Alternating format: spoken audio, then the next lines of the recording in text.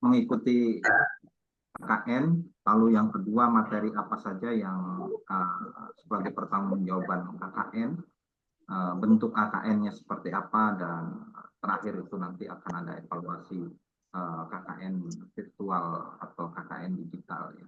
Berarti KKN kayak materian gitu ya? KKN kayak materi ya? Jadi itu semua nanti Pak Dr. Budi yang akan menjelaskan, karena kami di Prodi hanya mengantarkan saja, kami berkoordinasi dengan LP2M, ya, Lembaga Penelitian dan Pengabdian Masyarakat Wincyber Syekh Nurjati yang dikomandoi oleh Kang Dr. Fakihudin.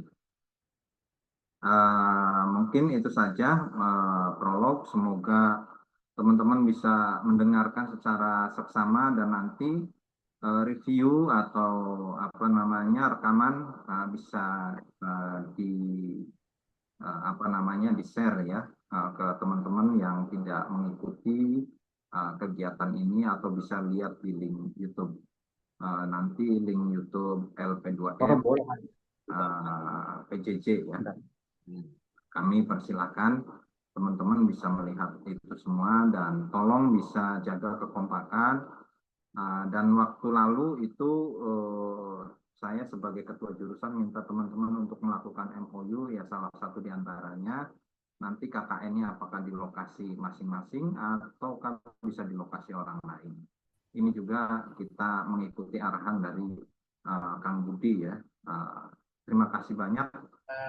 Jadi mungkin cukup itu saja.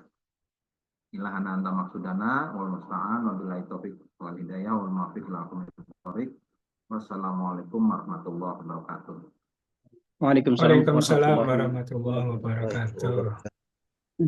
Oke, kami ucapkan terima kasih. Untuk selanjutnya, mohon Bapak Ibu semua untuk siap-siap mencatat ya apa yang akan diberikan oleh apa yang diinformasikan oleh Pak Kapus Pengabdian, karena nanti akan sangat penting sekali informasinya. Ini hal yang KKN pola PJJ ini hal yang baru ya Bapak Ibu semuanya.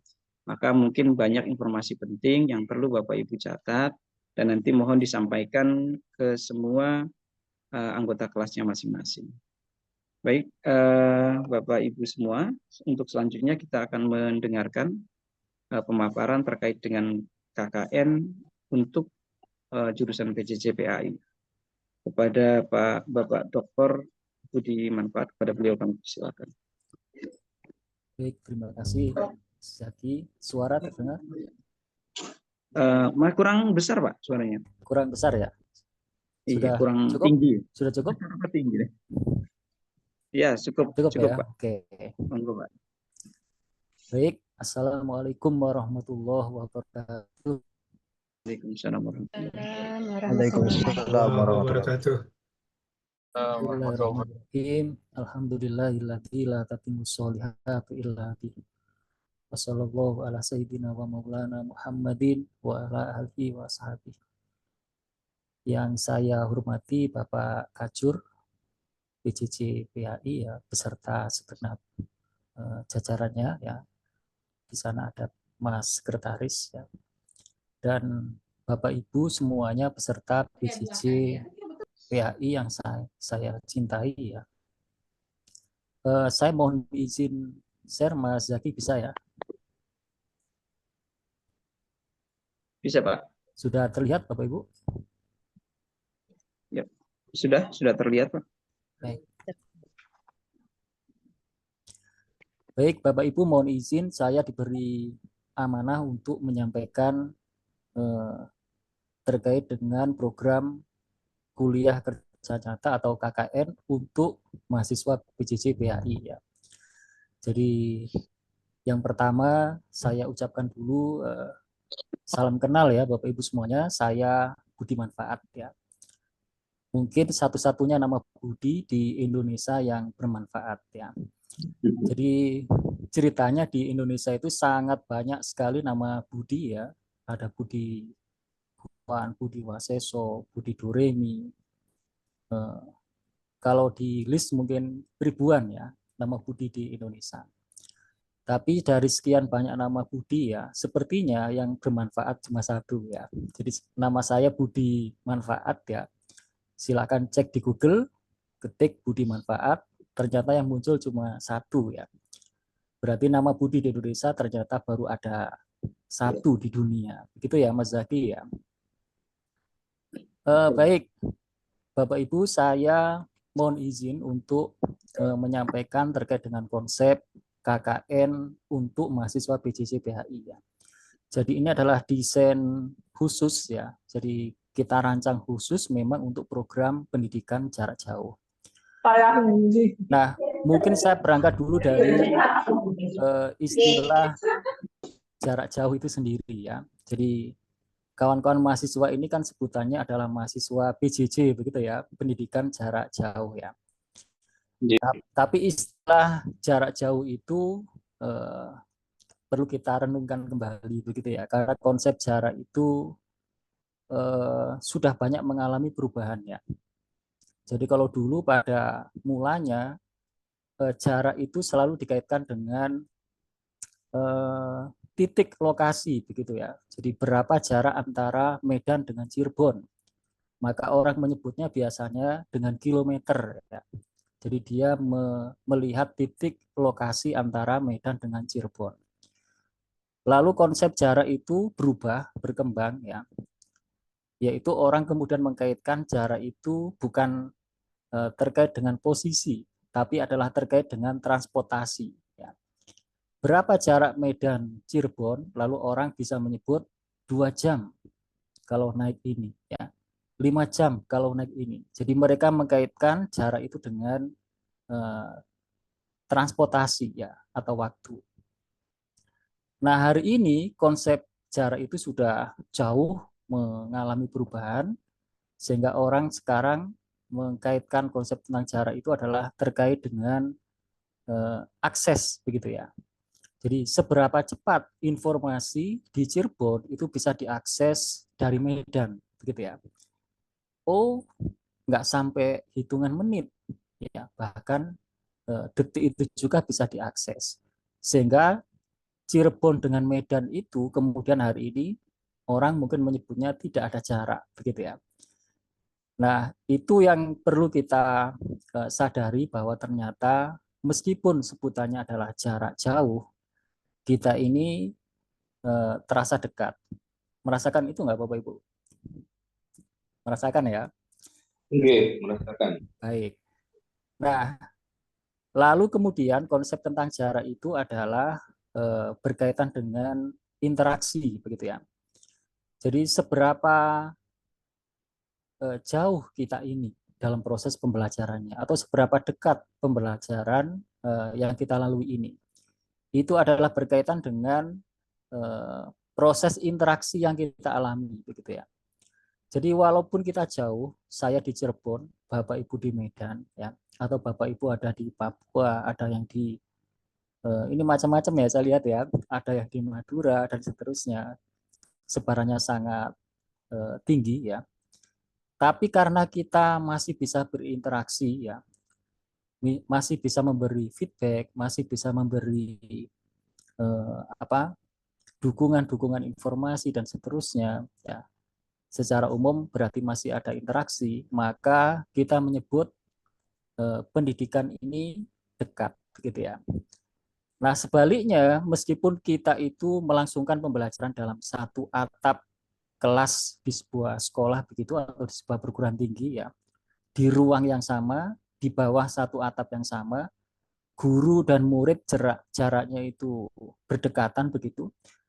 Tetapi karena tidak ada interaksi ya, jadi guru mengajarnya sendiri, murid juga dia seenaknya sendiri begitu ya. Jadi nggak ada interaksi antara guru dan murid. Maka itu meskipun dekat kita mengatakannya jauh begitu ya. Nah, kita mengusahakan sekiranya pendidikan yang kita selenggarakan ini meskipun istilahnya adalah PJJ.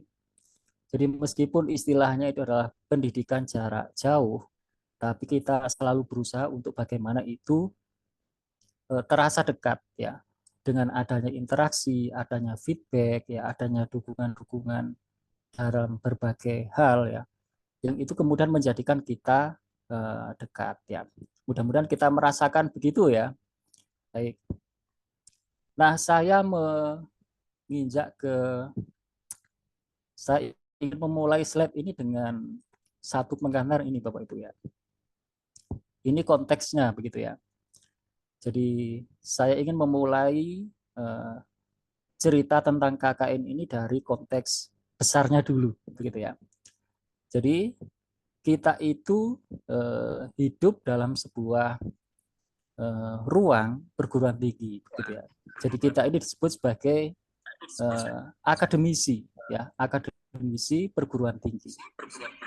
Jadi apa yang membedakan antara kehidupan di perguruan tinggi dengan kehidupan di sekolah begitu ya. Ini yang perlu kita sadari dulu ya.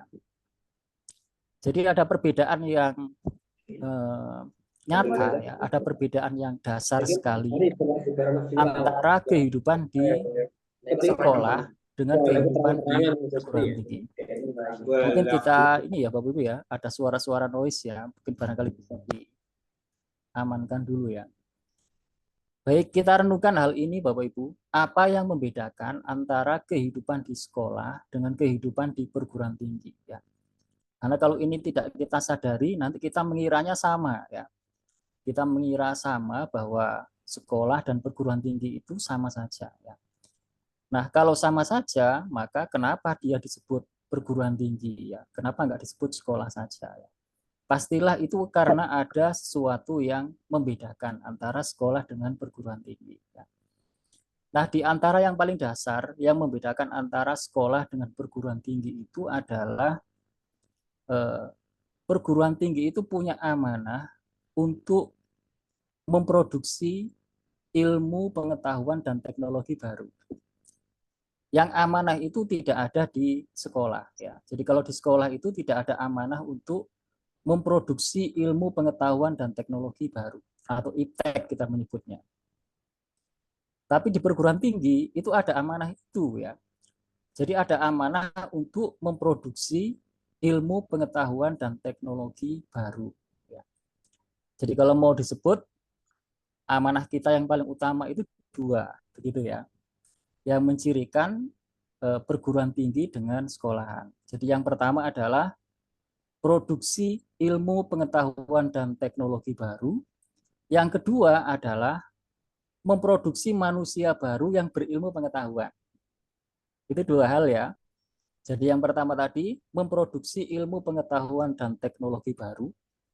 Yang kedua, memproduksi manusia baru yang berilmu pengetahuan dan berteknologi.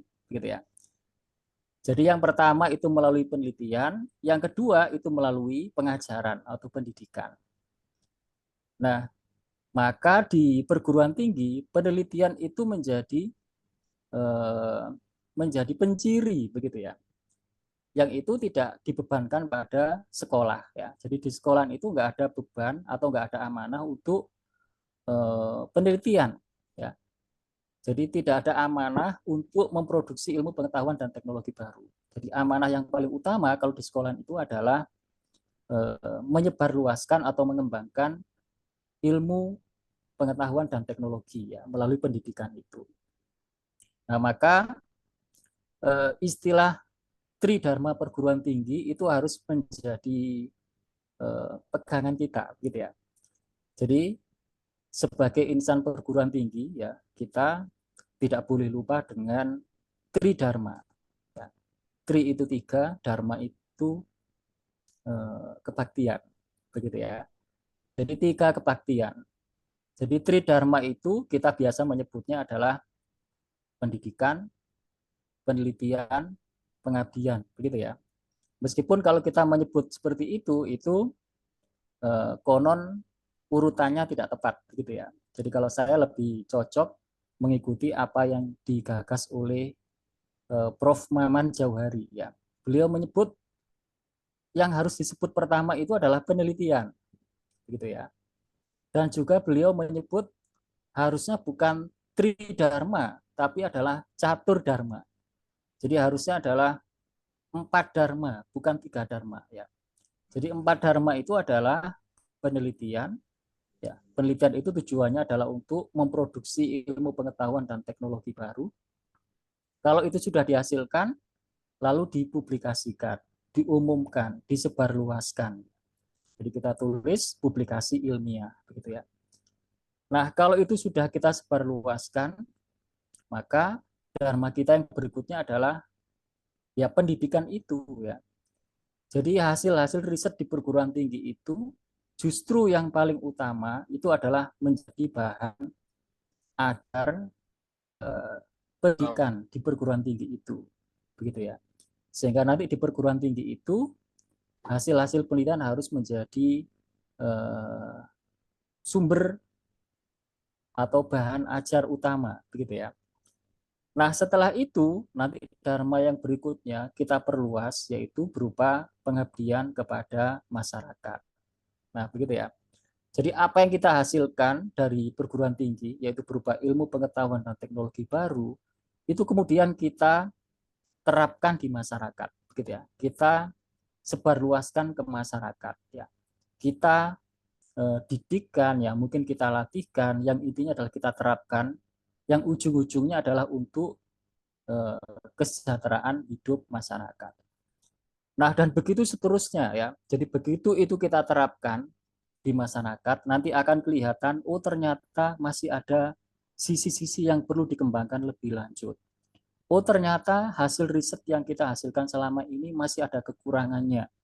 Lalu kita ingin menyempurnakannya melalui penelitian berikutnya, begitu ya. Dan begitu terus muter ya. Jadi penelitian, publikasi ilmiah, pendidikan, pengabdian masyarakat. Terus begitu. Sehingga kemudian ilmu pengetahuan itu terus berkembang. Nah, yang kita bahas siang hari ini, yaitu kegiatan pengabdian masyarakat, itu konteksnya adalah pada dharma yang keempat tadi itu, Bapak Ibu ya, atau dharma yang ketiga kalau kita menyebut tridharma ya. Yaitu konteksnya itu adalah pengabdian kepada masyarakat. Nah, maka secara khusus KKN itu ya, jadi istilah ini tidak kita rubah-rubah. Jadi istilah kuliah kerja nyata ini tidak kita ganti-ganti. Jadi nomenklatur ini se-Indonesia menggunakan istilah ini ya, meskipun dulu pernah berganti ya, karena terutama pada saat istilah kolektif, sehingga dulu pernah berganti istilahnya adalah KKM, kuliah kerja mahasiswa, gitu ya. Tetapi kemudian setelah itu kembali lagi istilahnya dan sampai sekarang yang kita gunakan adalah kuliah kerja nyata. Seringkali mahasiswa memplesetkan istilah ini ya, istilah KKN itu kadang-kadang mereka menyebut kuliah kerja nyantai dan seterusnya ya. Tetapi kita tidak ingin seperti itu ya. Kita akan menjadikan ini adalah sebuah wahana yang sangat mulia, begitu ya. Jadi ini adalah sebuah wahana bagi mahasiswa untuk belajar mengintegrasikan keilmuan yang ditekuni di perguruan tinggi dengan kehidupan di masyarakat. Ini statement kunci ya Bapak Ibu ya. Jadi kita menjadikan kuliah ini atau KKN ini sebagai sebuah wahana untuk mahasiswa belajar mengintegrasikan keilmuan yang ditekuni di perguruan tinggi dengan kehidupan di masyarakat. Ini persis seperti tagline kita Bapak Ibu ya. Jadi tagline kita di LP2M itu adalah mengintegrasikan keilmuan dan kehidupan. Begitu ya. Kalau Bapak Ibu mahasiswa PAI ya atau Bapak Ibu guru PAI sudah familiar lah dengan apa? Dengan ungkapan ilmu yang tidak diamalkan itu seperti pohon yang tidak berbuah. Gimana bunyinya Bapak Ibu? Al ilmu bila amalin dan seterusnya itu ya. Kasajari bila samarin begitu ya. Jadi ilmu yang tidak diterapkan, ilmu yang tidak diintegrasikan dalam kehidupan itu akan seperti pohon yang tidak berbuah. Begitu kan Bapak Ibu ya? Jadi dia akan seperti pohon yang tidak berbuah. Jadi kalau kita perhatikan pohon yang tidak berbuah itu biasanya maka yang dilirik itu adalah hanya kayunya gitu ya. Kita amankan dulu ya Bapak Ibu. Baik. Mohon untuk matikan mikrofonnya dulu Bapak Ibu semua. Sampai nanti ada sesi tanya jawab atau diskusi. Oke, baik.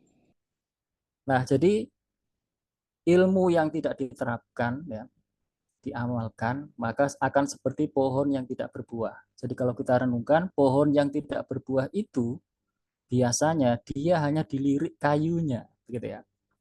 Jadi dia hanya dilirik kayunya, kalau sudah cukup besar, maka dia akan ditebang dan musnah. Pohonnya sudah nggak ada lagi. Berbeda sekali dengan pohon yang berbuah. Ya. Jadi dia ditunggu sekali buahnya. Ya.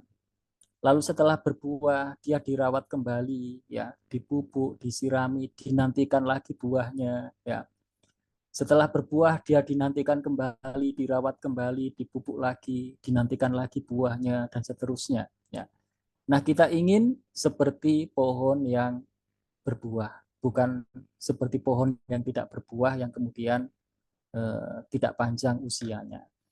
Nah, KKN ini menjadi sebuah wahana penting untuk kita, Bapak Ibu, untuk belajar mengintegrasikan keilmuan yang kita tekuni di perguruan tinggi dengan kehidupan di masyarakat. Nah, keilmuan yang kita tekuni itu maksudnya berarti adalah PAI yang kita pelajari itu, Bapak Ibu ya.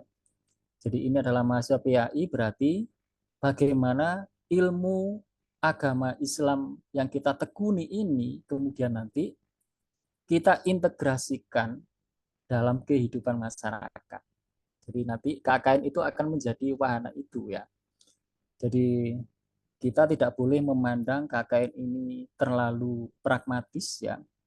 Yang penting nanti terselenggara, lalu nilai muncul ya, lalu lulus ya. Kita tidak sesederhana itu memaknainya, tapi kita akan memaknai bahwa KKN ini adalah sebuah wahana penting ya. Ini penting kita renungkan di awal karena nanti kita akan mendapatkan persis seperti yang kita niatkan. Ya.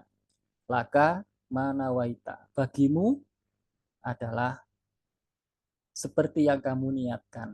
Jadi nanti kalau kita niati KKN ini adalah kita niati ini sebagai wahana untuk kita belajar mengintegrasikan ilmu dengan kehidupan, maka insya Allah nanti kita akan mendapatkan yang seperti itu ya. Tapi kalau niat kita nanti hanya terlalu pragmatis ya, yang penting nanti ikut, lulus ya, wisuda ya, kita tidak memberi makna apa-apa dalam sesi-sesi kegiatan kita, maka nanti KKN ini tidak begitu memberi arti Bapak Ibu ya. Nah, ini sebagai pengantarnya Bapak Ibu bahwa KKN kita maknanya seperti ini. Sehingga tujuan-tujuan kegiatan ini jelas ya. Yang pertama, menanamkan nilai-nilai kepribadian kepada masyarakat ya. Kepada mahasiswa maksud saya. Yang kedua, melatihkan kepada mahasiswa agar mampu menganalisis permasalahan dan potensi dalam masyarakat. Yang ketiga, mengembangkan empati dan kepedulian ya, terhadap segala bentuk permasalahan dan potensi yang ada dalam masyarakat. Yang keempat, mendorong mahasiswa untuk menerapkan ilmu pengetahuan, teknologi, dan seni melalui kerjasama lintas disiplin. Jadi tujuan kegiatan ini seperti ini Bapak Ibu ya. Jadi sangat mulia sekali ya. Jadi kalau sesi ini kita lalui tidak dengan kesungguhan ya dan kesabaran, kita nanti tidak akan mendapatkan nilai-nilai ini ya. Jadi nilai yang kita maksud itu adalah nilai-nilai yang sesungguhnya ini, bukan nanti yang tertulis di KHS itu ya Bapak Ibu ya. Tertulis A, tertulis B, bukan yang itu. Kalau itu hanya salah satu tandanya Bapak Ibu ya. Baik. Yang berikutnya saya ingin menyampaikan ini Bapak Ibu ya. Jadi bulan ini itu ada 2.500 mahasiswa yang mengikuti KKN reguler. Jadi kami sedang mengelola 2.500 mahasiswa.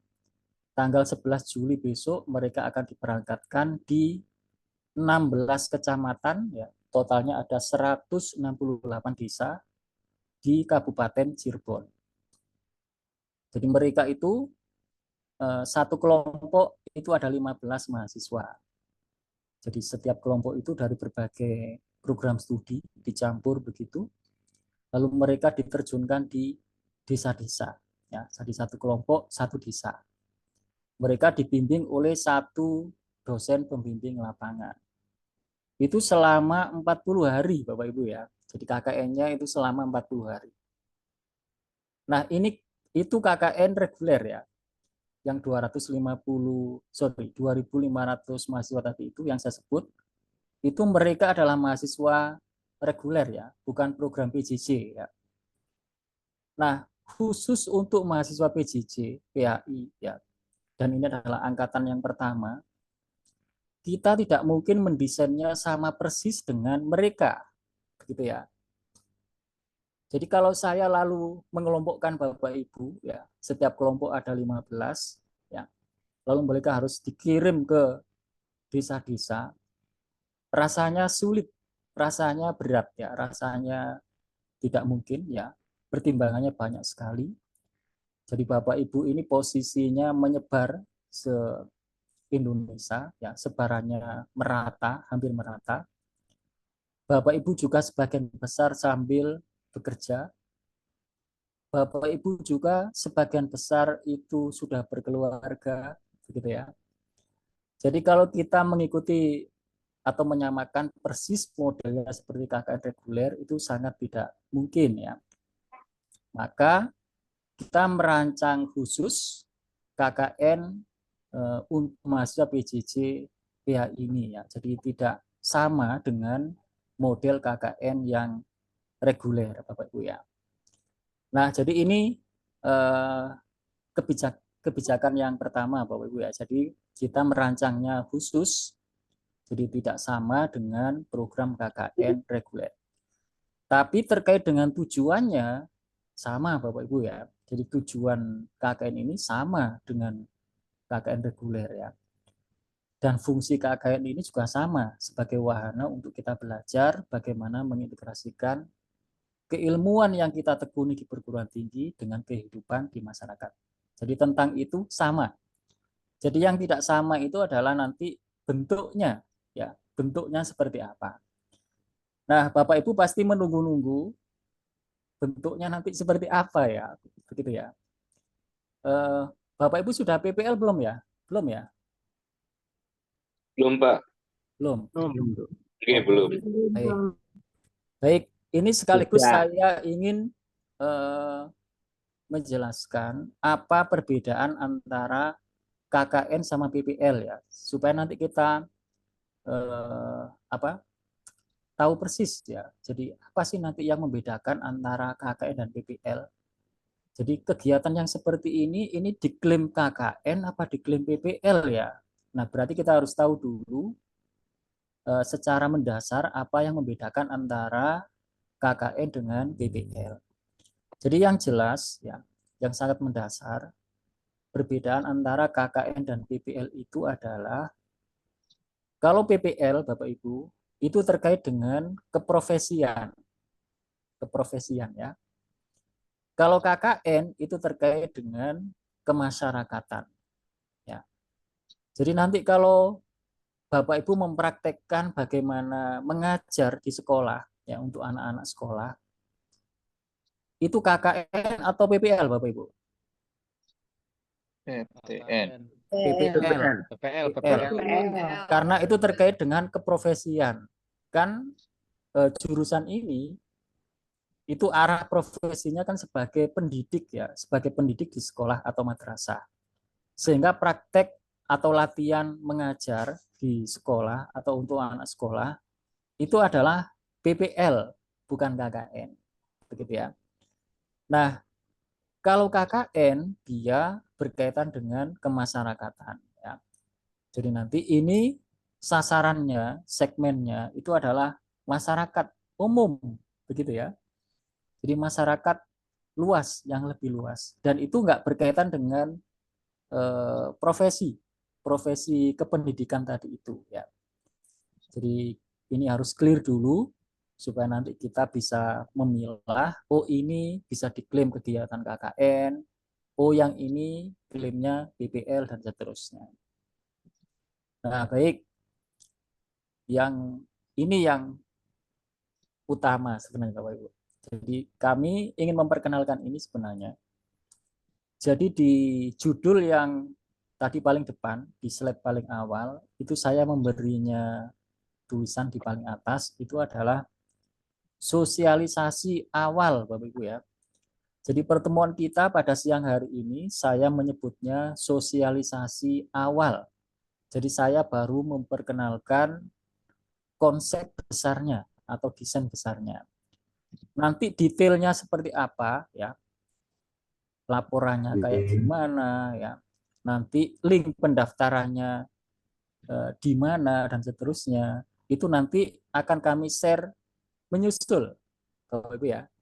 Jadi nanti setelah juknis ditandatangani ya, ada pedoman atau panduan teknisnya, nanti setelah panduannya fix sudah ditandatangani, lalu kami akan share itu ya. Jadi nanti pada juknis itu ada tanggal-tanggal pelaksanaannya, ada link untuk pendaftarannya, ada link untuk pelaporannya, dan seterusnya. Jadi yang siang hari ini kita baru sosialisasi awal, kami menyebutnya, Bapak Ibu ya.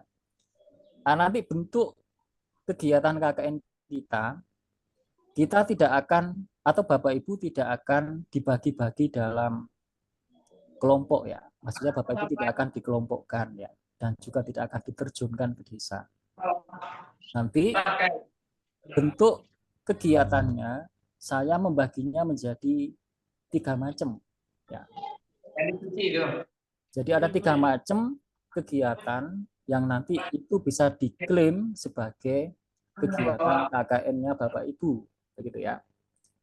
Jadi yang pertama bentuknya itu adalah memberi pengajian, layanan bimbingan atau konseling kepada masyarakat. Pengajian atau layanan bimbingan atau konseling kepada masyarakat. Dan itu bisa online, bisa tatap muka langsung, begitu ya. Jadi Bapak Ibu yang mungkin senang atau punya keahlian digital, begitu ya, lalu membuat konten-konten untuk bimbingan kepada masyarakat dengan pada tema-tema tertentu ya. Jadi yang itu nanti bisa diikuti, bisa disimak ya oleh masyarakat umum secara luas, mereka bisa mengaksesnya ya. Maka nanti silakan diselenggarakan secara digital kayak begitu boleh. Atau Bapak Ibu boleh memilih pelaksanaannya itu langsung begitu ya. Jadi di lingkungan sekitarnya, mungkin di musola ya, mungkin di lingkungan rumahnya itu sendiri. Yang mungkin kita amankan dulu ya Bapak Ibu ya, ada suara-suara noise ya.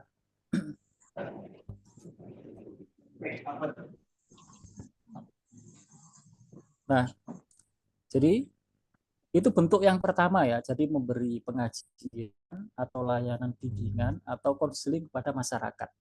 Ya. Jadi temanya bisa karena kita adalah PAI, ya silakan disesuaikan karena kita punya misalnya pengetahuan tentang keislaman yang cukup ya, yang cukup baik dan itu bermanfaat ya bagi banyak orang. Silakan membuat, boleh bentuknya kajian, boleh bentuknya layanan konsultasi begitu ya. Misalkan kalau Bapak Ibu ngerti tentang seluk-beluk zakat ya, baik teori maupun maupun prakteknya misalnya begitu. Maka boleh Bapak Ibu memberi layanan konsultasi terkait dengan zakat. Misalnya begitu ya. Atau layanan konsultasi terkait dengan mawaris. Karena kita melihat misalnya banyak orang nggak ngerti tentang cara bagi warisan. Misalnya begitu. Lalu kita membuat layanan konsultasi. Begitu ya. Boleh itu secara online, boleh secara langsung. Ya, berarti nanti ada masyarakat yang menjadi sasaran pengabdiannya. Misalnya adalah mereka yang keluarga-keluarga yang mengalami kesulitan dalam menunaikan zakat, soal perhitungannya dan seterusnya, misalnya begitu ya. Nah, itu bentuk yang pertama, Bapak Ibu ya. Jadi berupa memberi pengajian atau layanan bimbingan atau konsultasi ya, konseling ya. Nah, yang kedua itu berupa membuat karya inovasi atau produk kreatif yang dibutuhkan atau bermanfaat untuk masyarakat. Ya. Misalnya adalah kita membuat alat peraga ibadah, misalnya begitu ya. Misalnya alat peraga ibadah apa yang diperlukan, tapi itu belum ada. Lalu kita membuatnya. Yang alat peraga itu nanti bisa dimanfaatkan oleh masyarakat luas ya untuk memahami terkait ibadah tertentu. Misalnya nih terkait dengan perawatan jenazah, misalnya begitu ya. Atau misalnya terkait dengan penyembelihan hewan kurban, misalnya begitu ya. Biasanya kesulitannya kalau kita mau mengajarkan bagaimana menyembelih hewan kurban itu terkait dengan alat peraganya belum ada. Kalau langsung hewan misalnya itu sulit dan itu mungkin tidak baik. Jadi kita mengajarkan bagaimana caranya beli sapi, langsung prakteknya pakai sapi, mungkin itu nggak baik, begitu ya. Berarti diperlukan sebuah alat peraga, ya. Jadi nanti yang kira-kira itu memudahkan orang ketika praktek aslinya. Oh, ketika kita praktek menyembelih sapi, itu kan pada lahir sapi itu ada bagian-bagian tertentu. Nanti di alat peraga itu kita beri tanda-tanda atau yang menyerupai itu, misalnya begitu ya. Sehingga nanti ketika praktek dia akan seperti aslinya begitu, misalnya begitu. Jadi kita melihat ada potensi itu, ada kebutuhan itu, lalu kita membuat alat yang diperlukan itu. Ya, berarti itu kategori jenis yang kedua. Itu kenapa kita sebut sebagai kegiatan pengabdian kepada masyarakat, karena itu jelas ya. Jadi untuk membuat seperti itu kita pasti harus punya ilmunya ya. Jadi ilmu yang kita tekuni, teori-teorinya itu ya, kemudian kita pakai untuk mendesain alat peraga ini ya. Yang lalu alat peraga ini nanti bisa dimanfaatkan oleh orang untuk belajar menyembelih tadi itu, menyembelih hewan kurban dan seterusnya. Itu manfaatnya jelas banget ya. Jadi itu adalah bentuk pengabdian kepada masyarakat yang kedua, yaitu membuat karya inovasi atau produk kreatif yang dibutuhkan atau bermanfaat untuk masyarakat. Mungkin nanti pengabdiannya Bapak Ibu akan dekat-dekat dengan materi ibadah ya, karena kita kan pendidikan agama Islam ya, meskipun boleh aja keluar dari situ ya. Jadi alat peraganya tidak harus alat peraga ibadah Bapak Ibu ya. Jadi bisa juga misalnya alat peraga kesehatan dan seterusnya. Jadi temanya nggak harus terkait dengan PAI Bapak Ibu ya, tapi bisa luas. Yang penting adalah itu memang diperlukan ya, bermanfaat untuk masyarakat ya. Misalnya nih, biasanya kalau tentang ibadah haji ya, ini masih berkaitan dengan ibadah itu. Jadi ketika naik pesawat itu kan banyak ragam usianya sangat tinggi ya, ada yang sepuh, ada yang muda dan seterusnya ya. Salah satu kesulitannya misalnya ada terkait dengan buang air kecil, misalnya begitu ya. Sehingga misalnya itu perlu dipecahkan masalahnya, misalnya bagaimana caranya dan seterusnya ya. Yang kira-kira itu kalau dibuat teknologinya atau alat peraganya atau alat bantunya itu bisa memudahkan orang ya, bisa membuat orang kemudian beribadah dengan lancar dan seterusnya. Sementara itu belum ada, lalu kita ingin membuatnya, berarti itu jenis yang kedua, membuat karya inovasi atau produk kreatif yang dibutuhkan atau bermanfaat untuk masyarakat. Nah, itu yang kedua Bapak Ibu ya. Yang ketiga, yang terakhir, bisa jadi nanti pengabdian kita bentuknya menyusun naskah akademik yang bermanfaat atau dibutuhkan oleh masyarakat atau lembaga ya atau pemerintah. Misalnya kita bikin profil masjid sekecamatan. Jadi dalam satu kecamatan itu kan masjid banyak ya. Bisa jadi ada 100, bisa lebih ya. Sementara masjid-masjid itu rata-rata belum punya profil ya. Jadi nama masjidnya apa, di mana, kapan berdiri, fotonya seperti apa, rata-rata jamaahnya berapa ya, apa visi misinya ya, pengurusnya, pimpinannya, kontaknya ya, sampai program-programnya apa saja di masjid itu ya. Informasi yang seperti itu kan sangat berguna, itu sangat bermanfaat ya.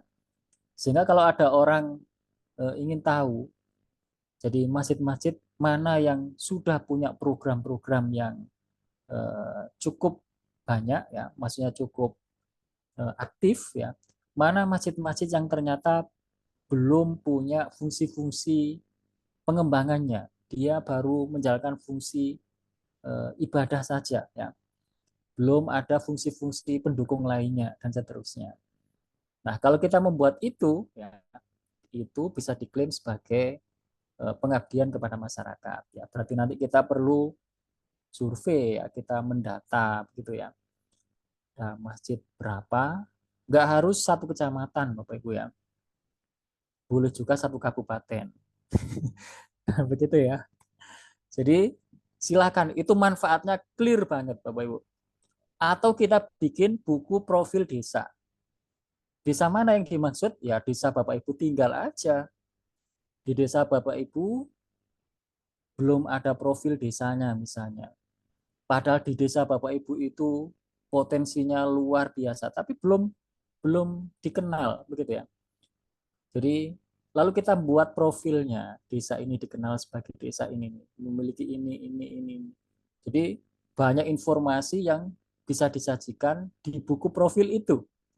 Sehingga kalau ada orang ingin tahu desa itu, nanti bisa membaca profil yang Bapak Ibu buat itu ya. Atau kita menulis biografi tokoh masyarakat.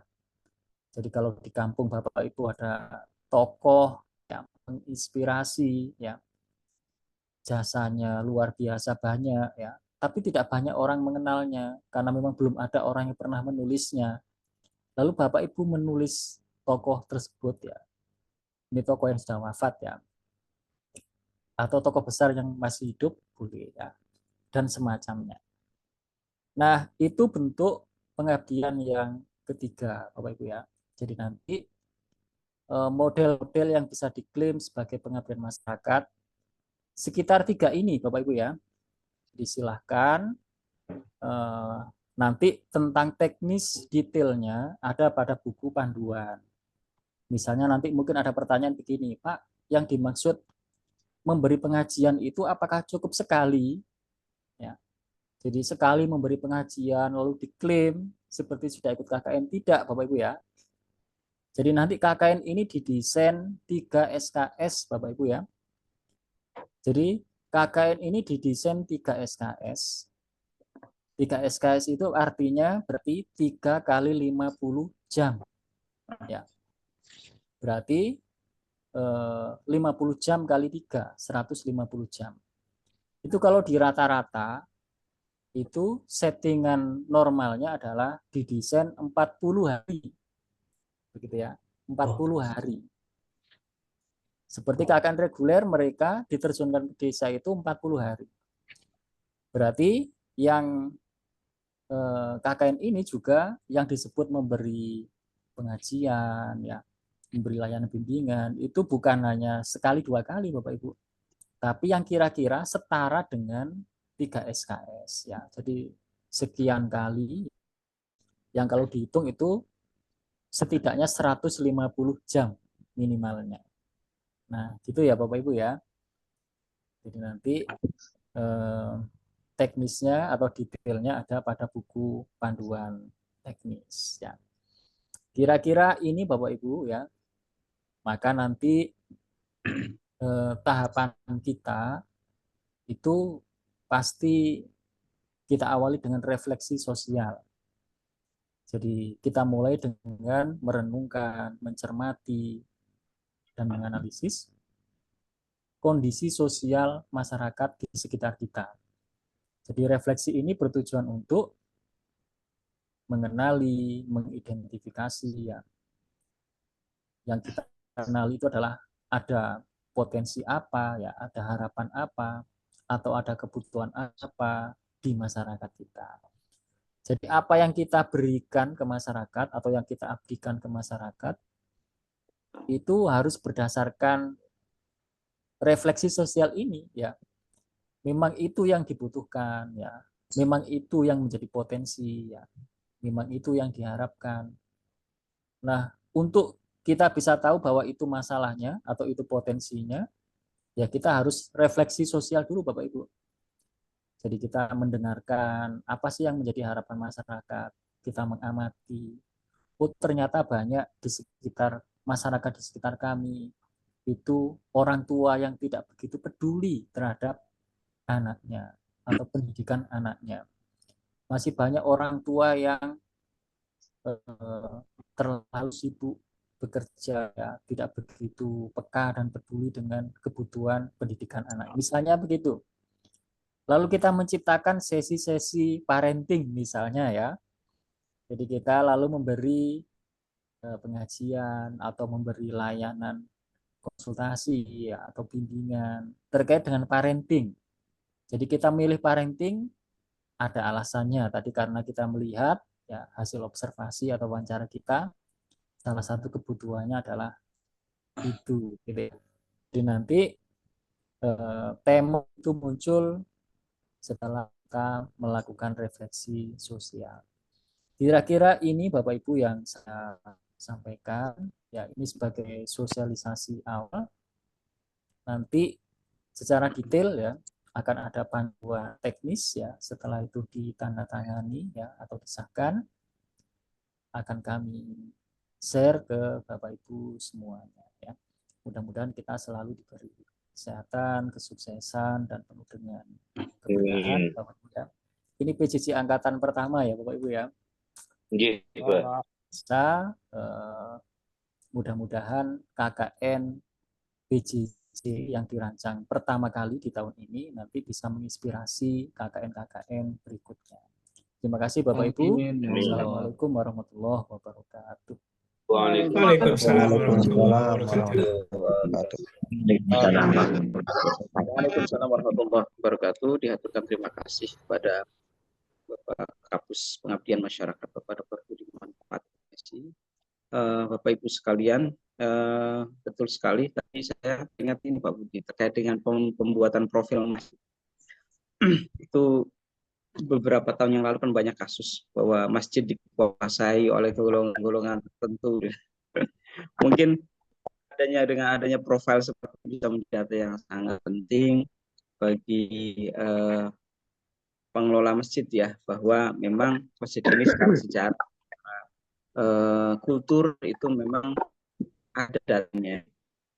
Selama ini kita kan melakukan itu Pak Budi ya. Saya juga ini baru tersentak nih Pak Budi ketika Pak Budi bilang profil masjid. Iya ya, di desa saya saja tuh nggak pernah ada profil masjid seperti itu Pak Budi. Sehingga nanti kalau ada apa-apa itu kita enak membantahnya dengan data dan itu bisa menjadi kekayaan desa tersebut. Bahwa mereka memiliki masjid yang bersejarah dan yang memiliki profil yang jelas, asal-usulnya jelas, secara budaya jelas, secara mungkin keagamaan juga jelas, sehingga itu bisa menjadi patokan jika terjadi hal-hal yang menimbulkan konflik ya. Nah, mungkin itu menarik sekali. Baik teman-teman semua, mahasiswa PJJ PAI, untuk selanjutnya kita akan membuka sesi tanya jawab dan diskusi ya. Bapak Ibu sekalian, silakan boleh menggunakan gambar tangan, mengacungkan tangan, dan nanti kami akan memilih hanya 3 penama saja ya, 3 pertanyaan saja Bapak Ibu sekalian. Monggo silakan. Ini sudah ada Bapak Abdus Somad, sebentar ya, saya dulu. kemudian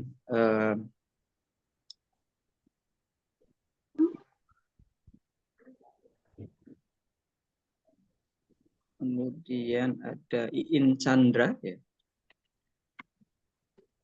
Dan yang ketiga adalah Bapak Amrillah Mansur. Oke, kita mulai dari Pak Abdus Somad. Silakan, Pak. Bismillahirrahmanirrahim. Assalamualaikum warahmatullahi wabarakatuh. Terima kasih kepada Pak Syafri selaku sekjen kami di PJJPHI, dan terima kasih juga kepada Pak Budi Manfaat yang sudah memberikan penerangan dan penjelasan yang sangat jelas. Tapi ada hal yang ingin saya tanyakan Pak terkait yang macam-macam kegiatan di KKN itu. Yang poin ketiga, menyusun naskah akademik di wilayah kami kan ada yang namanya istilah leluhur-leluhur itu Pak.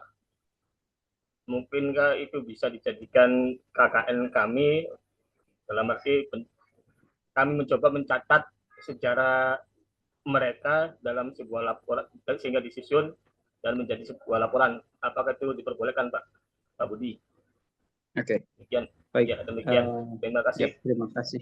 Assalamualaikum warahmatullahi wabarakatuh. Waalaikumsalam warahmatullahi wabarakatuh. Mungkin kita tampung dulu, ya. Kita ke yang kedua, silakan kepada ini Bapak atau Ibu nih, Iin Chandra. Kami persilahkan. Assalamualaikum warahmatullahi wabarakatuh. Selamat siang. Ibu Iin Chandra, silahkan. Selamat siang. Untuk yang saya bertanya di sini tadi, untuk sebelum tahapan KKN kan dijelaskan ada refleksi sosial atau kegiatan mencermati atau menganalisis kembali apa yang terjadi di desa tersebut. Semisalnya nih Pak, di desa tersebut kan katanya Bapak tadi penjelasannya tidak mesti PAI temanya. Di luar itu juga bisa. Semisalnya kasus di desa itu tentang stunting. Apakah kita bisa menjalankan kegiatan tersebut tentang stunting tersebut? Terus yang kedua, untuk contohnya seperti buku profil di desa. Saya ada niat mau buat kayak struktur organisasi di masjid. Itu kan di masjid desa saya belum ada Pak.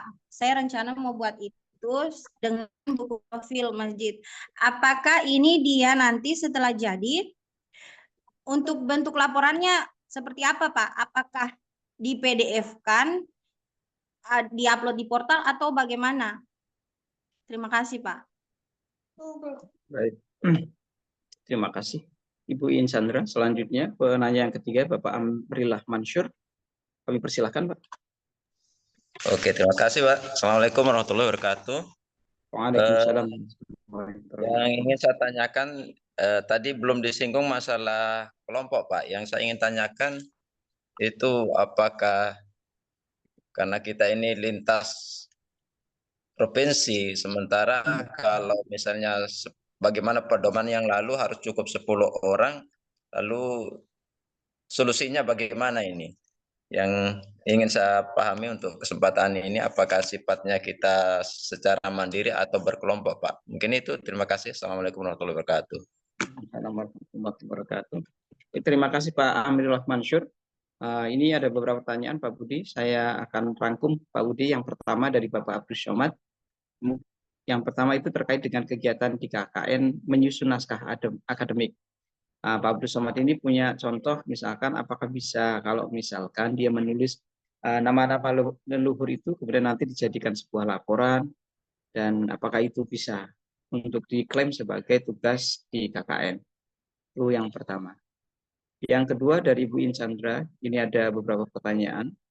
Yang pertama itu terkait dengan kasus stunting, apakah bisa jika berdasarkan hasil refleksi bahwa stunting itu memiliki kasus di daerah tersebut, kemudian bisa atau tidak jika mahasiswa yang bersangkutan melakukan proyek terkait dengan stunting.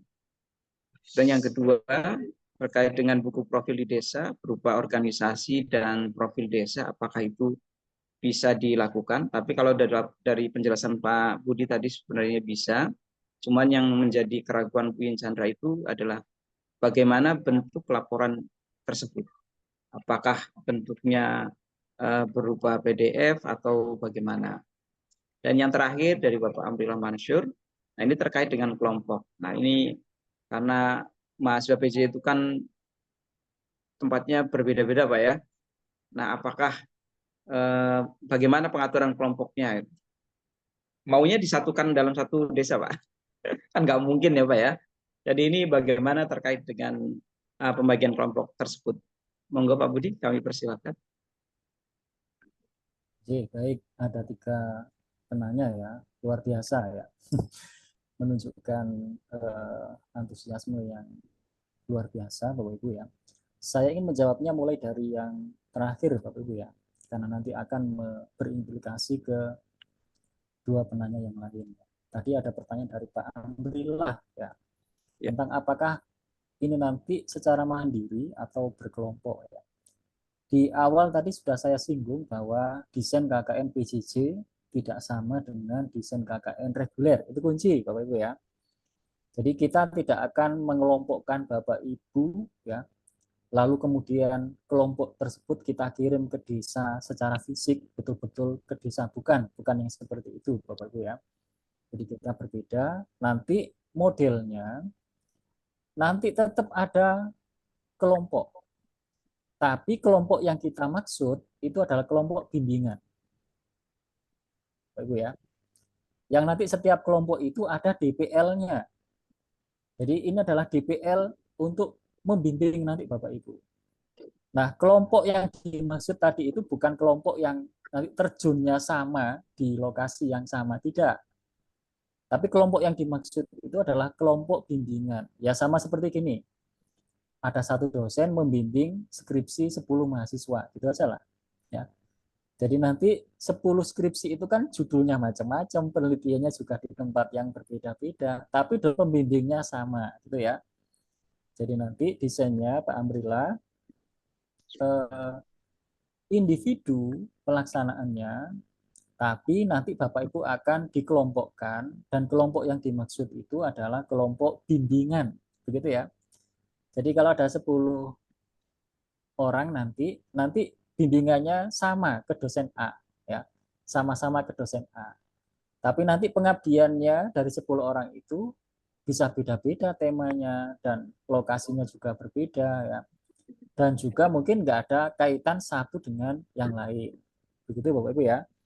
Jadi nanti desainnya seperti itu. Nanti tetap ada DPL yang akan membimbing Bapak Ibu ya. Baik, itu yang pertama. Yang berikutnya Pak Abdus Somad ya, berencana atau terpikir nanti mau mengangkat tentang leluhur ya. Saya terbayangnya begini. Jadi di desanya Pak Abdus Somad itu ya, desa Pak Ahmad itu misalkan desa A, itu kan desa yang tidak tiba-tiba ada, begitu ya. Kalau dalam bahasa Jawa itu ada yang babat tanah, begitu ya, babat tanah atau yang membuka desa. Orang yang pendahulu lah, yang yang mengawali membangun di desa itu. Jadi apa ya istilahnya? Ya babat tanah itu loh ya, babat tanah ya. Jadi yang orang-orang yang mendahului ya, pendahulu di desa itu. Yang pasti adalah bukan orang sembarangan, misalnya artinya orang-orang yang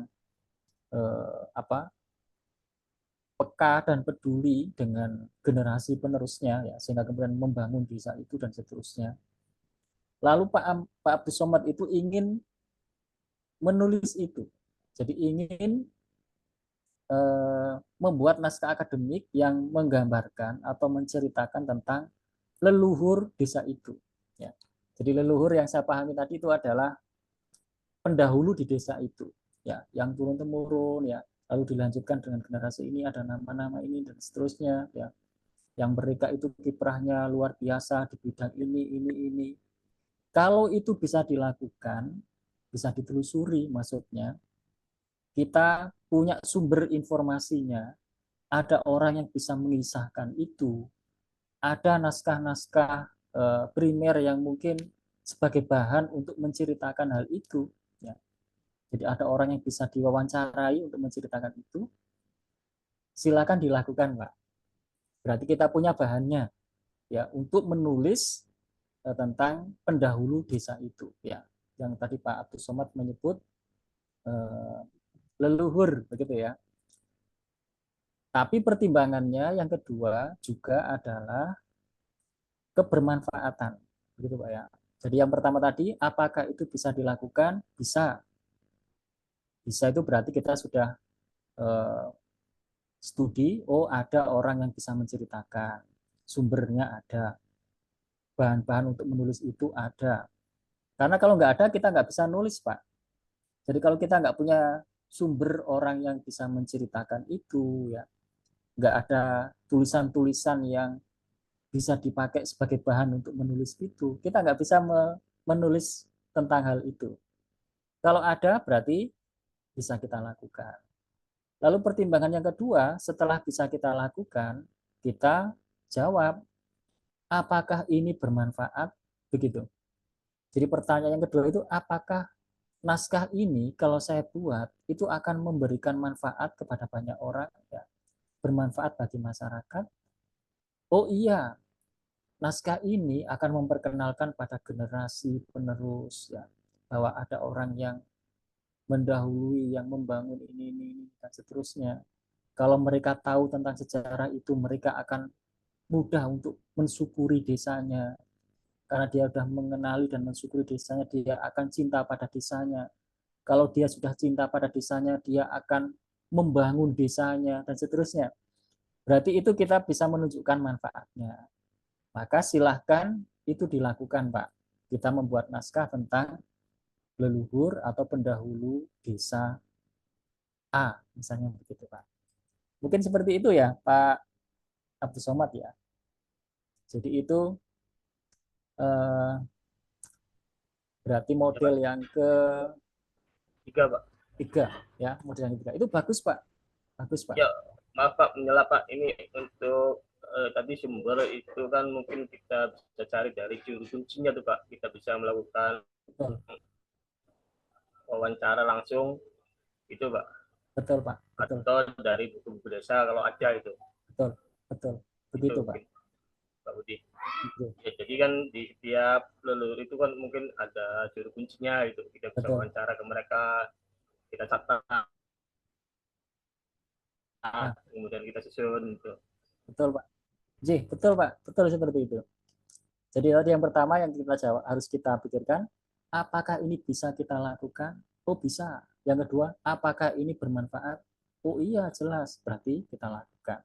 Berarti ini adalah produk yang layak diklaim sebagai pengabdian kepada masyarakat. Nah, intinya begitu Pak, Pak Abdul Somad. Bagus Pak itu Pak. Bagus. Nah, lalu Bu Iin Chandra terkait dengan tema ya, apakah kita nanti boleh tema apa saja? Betul. Jadi tidak harus tentang pendidikan agama ya, tapi Ibu tadi menyebut terkait dengan stunting ya, boleh Bu, boleh. Bahkan begini ya, kenapa kelompok KKN reguler itu kita dalam mengelompokkannya, itu setiap kelompok itu mereka dari berbagai disiplin ilmu ya. Jadi jurusannya macam-macam itu dalam satu kelompok yang sama. Jadi per kelompok itu dari berbagai disiplin ilmu. Kenapa kita lakukan begitu? Karena permasalahan di masyarakat itu ya. Jadi masalah atau realitas di masyarakat itu kan pasti multidisiplin, betul nggak Pak? Jadi kalau saya menyebut stunting itu apakah nggak ada kaitannya dengan ajaran agama? Ya. Jadi kalau kita bicara stunting itu bukan hanya masalah kesehatan, itu bukan hanya masalah gizi, kan begitu ya Bapak Ibu ya. Itu ya berkaitan dengan pengasuhan, berkaitan dengan keyakinan, ya, berkaitan dengan banyak hal, ya. Maka ketika kita mendekati satu masalah dari sudut pandang yang berbeda-beda, ya, ada sudut pandang agama, sudut pandang kesehatan, sudut pandang dan seterusnya, ya, maka nanti akan menjadi lebih baik, ya.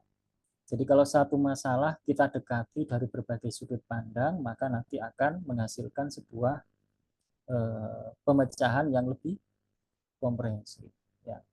Jadi bisa saja Bu, Ibu mengangkat stunting, ya. Toh itu nanti sedikit banyak PAI yang kita tekuni itu turut mewarnai bagaimana menyelesaikan persoalan stunting itu, begitu ya.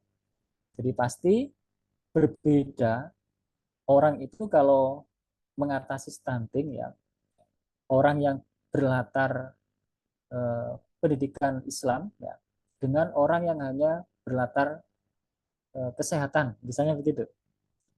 Nah, orang kesehatan kalau dia berkolaborasi dengan orang pendidikan, ya, juga berkolaborasi dengan orang misalnya apa, kesehatan, pendidikan, bidang yang lain, saya nyebutnya begitu aja, maka nanti akan lebih mudah mengatasi hal itu, begitu ya. Nah, ini sekaligus menjawab pertanyaan Pak Amrillah, ya. Jadi apakah boleh Pak nanti ini misalnya, ya, saya mengembangkan pertanyaannya Pak Amrillah, boleh nggak Pak nanti kami misalnya saya dengan si B itu berkolaborasi? Boleh Pak, boleh. Misalnya nih Pak Amrillah nanti karena akrab sekali dengan Pak Yedi Susanto, ya, sudah akrab, punya ketertarikan yang sama, atau punya disiplin ilmu yang bisa saling melengkapi, ya. Yang kalau misalnya buka layanan konsultasi secara online, kalau berkolaborasi akan lebih oke, silakan berkolaborasi Pak. Jadi nanti Pak Amrillah kolaborasi dengan Pak Yedi, memberi layanan konsultasi haji, misalnya begitu ya. Jadi karena Pak Amrillah itu punya latar bidang fikih yang cukup kuat, lalu Pak Yedi itu punya background apa misalnya yang berbeda pokoknya dari Pak Amrillah, yang itu bisa saling melengkapi. Nah, silakan boleh berkolaborasi Pak. Jadi boleh, ya. Jadi silahkan, ini kita set individu, tapi kalau bisa berkolaborasi akan lebih bagus. Silahkan maksudnya, dipersilahkan. Nah, baik. Itu clear ya Pak ya. Tadi Bu In Chandra terjawab ya. Nanti buku profil, ya bisa. Tadi yang saya ceritakan buku profil, contohnya profil masjid. Itu bukan satu masjid ya Bapak Ibu ya. Tadi saya nyebutnya masjid sekecamatan. Berarti satu buku itu menyajikan profil banyak masjid, ya, banyak masjid, ya, ada fotonya, ada deskripsi singkatnya, ya, dan seterusnya, ya. Lalu nanti di setting seperti buku begitu, buku profil, layaknya buku profil. Nanti seperti apa laporannya, nanti ada penjelasan di panduannya Bu. Jadi memang pertemuan hari ini masih garis besarnya dulu, ya. Nanti pelaporannya di link yang mana, ya, bentuknya atau template-nya seperti apa, ya. Nanti itu tersaji di panduannya ya Bu ya, Bu Insan. Yang jelas yang penting Bapak Ibu sudah mulai terbayang nanti pengabdiannya seperti apa. Itu aja Bapak Ibu ya. Ada yang terlewat nggak Bapak Ibu yang belum dijawab ya? Sudah ya Bapak Sudah Ibu? terjawab Pak. Sudah. Tapi mau bertanya lagi Pak kalau bisa. Oh, baik.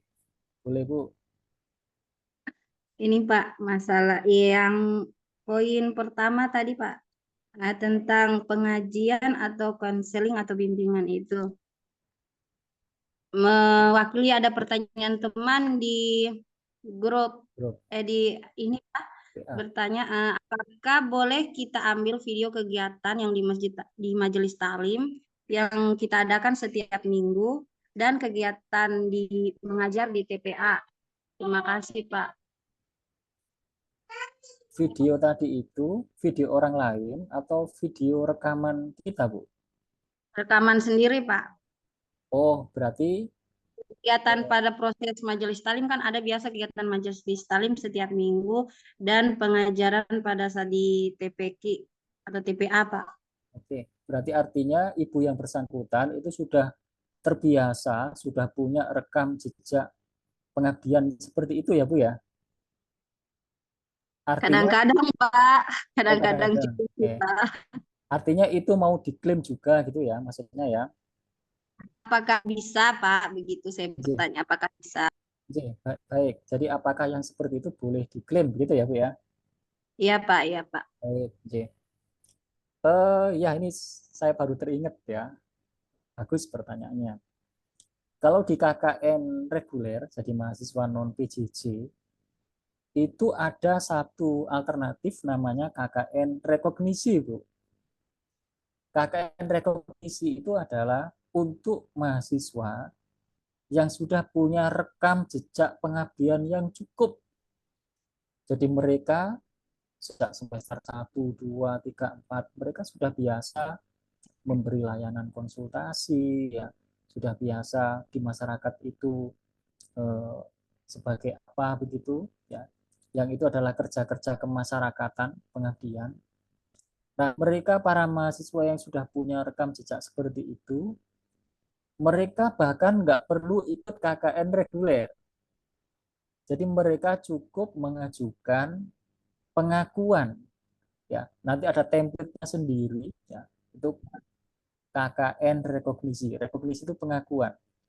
Jadi mereka tinggal menceritakan rekam jejak pengabdian itu, ya, yang sudah cukup, ya. Nanti ada hitungannya, Bu. Jadi kalau hanya sekali 2 kali berarti belum cukup, berarti harus ditambah lagi dan seterusnya. Artinya ada KKN kita yang dirancang seperti itu. Nah, ini baru ingat ya, diingatkan oleh Bu Inchandra. Nanti di KKN PJJ ini pun ada yang begitu, Bu. Jadi bagi Bapak Ibu yang sudah biasa melakukan seperti model yang pertama tadi itu, misalnya ya, yang pertama tadi kan memberi pengajian, duluan, itu sudah menjadi kebiasaannya Bapak Ibu, bahkan sudah beberapa tahun terakhir, misalnya begitu. Nanti Bapak Ibu yang sudah begitu, sudah punya rekam jejak seperti itu, cukup membuat laporan KKN rekognisi. Nanti ada template-nya, Pak, ada formatnya, apa saja yang harus diceritakan. Nanti link-link buktinya itu dilampirkan di situ. Link videonya dan seterusnya, ya. Nanti tinggal diakui, oh berarti ini sudah diakui setara dengan sudah melakukan KKN.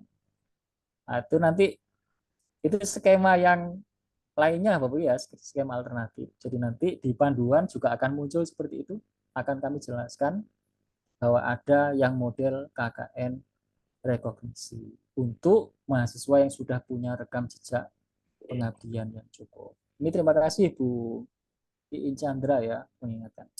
Tapi kalau baru sedikit ya, baru kemarin 2 kali sekali, berarti kan belum, maksudnya belum cukup.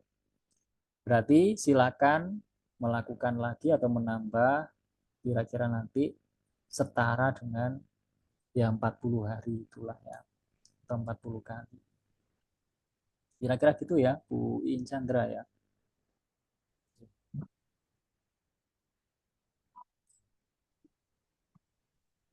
Baik, terima kasih banyak atas pemaparannya Pak Budi, tadi sudah sangat gamblang dan jelas. Ini sebenarnya masih banyak sekali yang ingin bertanya Pak Budi. Cuman ini kita lanjutkan ataukah kita sudahi saja Pak?